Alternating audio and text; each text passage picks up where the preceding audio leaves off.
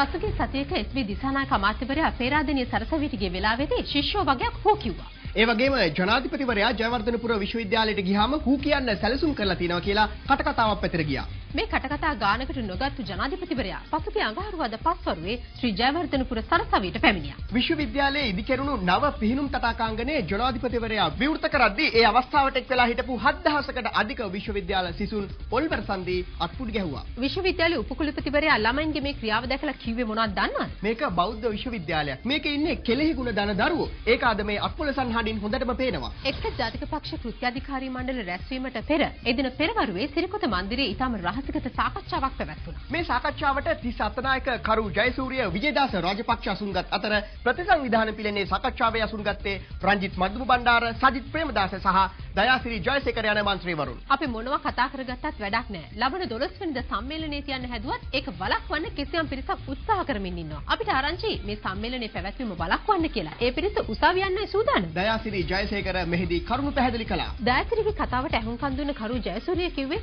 නෑ දයාසිරි ඒ වගේ දේවල් කරන්න අපේ කිසිම සූදානමක් නෑ කියලා. කෘත්‍යාධිකාරී මණ්ඩල ඉදිරි පෙළ අසුන්වල වාඩි වෙලා හිටියේ තලතා අතුකෝරළ චන්ද්‍රානි බණ්ඩාර, ගයන්ත කරුණාතිලක බුද්ධික පතිරණ සහ රංජිත් මද්දුම බණ්ඩාර යන මන්ත්‍රීවරුන්. මේ රැස්වීමට ටිකක් පහුවෙලා ආපු රෝසි සේනානායක පළමු පෙළේ ඉතිරි වෙලා තිබුණු අසුනක ඉඳ ගන්නයි උත්සාහ කළේ. රෝසි අක්කේ ඔයාට පළමු පෙළේ ඉඳ ගන්න අයිතියක් නැහැ. බුද්ධික පතිරණ එහෙම කිව්වේ hina වෙලා. ඇයි මට අයිතියක් නැත්තේ පළමු පෙළේ ඉඳ ගන්න? රෝසි සේනානායක බුද්ධිකකින් පෙරලා ප්‍රශ්න කළා. බලන්න රෝසි අක්කේ පළමු පෙළේ ඉන්නේ සෑම දිස්ත්‍රික්කයකම වැඩියෙන්ම මනාපගත්තු අය. ඒකයි මම එහෙම කිව්වේ. හරි බුද්ධික. මම එහෙනම් දෙවනි පෙළේ ඉඳ ගන්නම් කියමින් රෝසි සේනානායක මහත්මිය හැමෝටම hina වෙලා වජිර අබේවර්ධන ගාවින් ඇවිත් ඉඳගත්තා. එක්සත් ජාතික පක්ෂ කෘත්‍යාධිකාරී මණ්ඩලයේ එකම කාලගෝට්ටියක් බවට පත්ුනේ රංගේ බණ්ඩාර මන්ත්‍රීවරයාට මරණීය තුවාල සිදු කළ ඒ පක්ෂයේම වයිඹ පළාත් සභා මන්ත්‍රී ශාන්ත අබේසේකරට දුන්න විනය පරීක්ෂණ වාර්තාව කියවීමත් සමගයි. වෙනදා විනය පරීක්ෂණ වාර්තාව කියවන 30 අත්තනායක නෙමෙයි මේ විනය පරීක්ෂණ වාර්තාව සභාවට ඉදිරිපත් කළේ. කරු ජයසූරිය.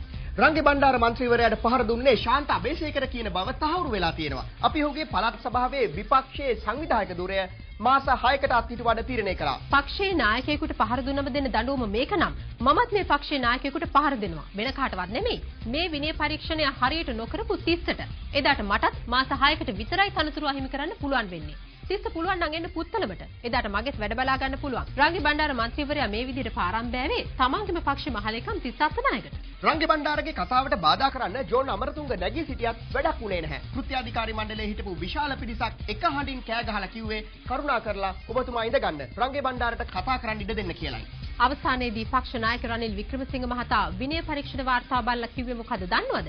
රංගේ බණ්ඩාරට ගහපු කෙනාට දීපු දඬුවම කරුණා කරලා වෙනස් කරන්න. ඔහුට දෙන දඬුවම ගැන ඊළඟ කෘත්‍යාධිකාරී මණ්ඩලයට දැනුම් දෙන්න කියලායි. සුනිල් හඳුන්නෙත්ති මන්ත්‍රීවරයාට යාපනයේදී ප්‍රහාරයක් එල්ල වෙච්ච බව දැනගත්ත ඩග්ලස් දේවානන්ද අමාත්‍යවරයා වහාම යාපනයේ මූලික රෝහලට පැමිණියා. දේශපාලන මතිමතාන්තර අපි අතර මොනවා තිබුණත් මේ කරපු දේ නම් මම අනුමත කරන්නේ නැහැ. ඩග්ලස් දේවානන්ද අමාත්‍යවරයා එහෙම කිව්වේ රෝදපුටුවේ වාඩි වෙලා හිටපු සුනිල් හඳුන්නෙත්තිගේ උරහිස් දෙකේ අත් තියාගෙන. රෝදපුටුව තල්ලු කරගෙන සුනිල් හඳුන්නෙත්ති මන්ත්‍රීවරයාව වාස්තුවට රැගෙන ගියේ ඩග්ලස් දේවානන්ද අමාත්‍යවරයායි. හිසේ තුවාලයට මැහුම් දාද්දී සුනිල් හඳුන්නෙත්ති මන්ත්‍රීවරයා කෑ ගහන්න ගත්තා. ඒ වෙලාවේ ඩග්ලස් දේවානන්ද අමාත්‍යවරයා මැහුම් දාලා ඉවර වෙනකන් හිටියේ සුනිල් හඳුන්නෙත්තිගේ උරහිස් දෙක තදින් අල්ලගෙන. දේශපාලන ලෝකයේ තිරේ පිටපස්ස තවත් දේවල් අපි කියන්නම් ලබන සතියේ.